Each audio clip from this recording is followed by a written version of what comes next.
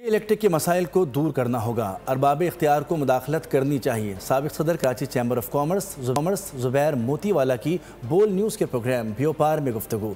कहा कि ये कराची की इंडस्ट्री और लोगों की लाइफ लाइन है। लोड शेडिंग की वजह से ताजिर बिरादरी को कारोबार में शदीद मसाइल का सामना है।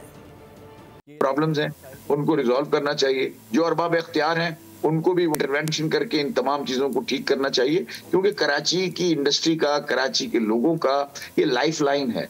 और इसके लिए जो है ना, जो हमको करना पड़े को करना चाहिए। और जो मामलात कानूनी नौयत के अंदर गलत हैं या पेचीदा हो गए हैं, उनको सुलझाना भी गवर्नमेंट का काम है। ट्रेड एसोसिएशंस हैं, वो बहुत ज्यादा रो रहे हैं, उनके हालात बहुत खराब हैं। उनके यहाँ बहुत ज्यादा जो है ना लोड शेडिंग है, बहुत ज्यादा प्रॉब्लम है इन इलाकों में। रेसिडेंशियल जो इस तरह के इलाके, नॉर्थ कराची, यहाँ आपके आगे जितने भी इलाके हैं, वहाँ सारे यहाँ प्रॉब्लम है। दुकानदारों को बहुत ज्यादा प्रॉब्लम है, बहुत परेशानी का शिकार हैं।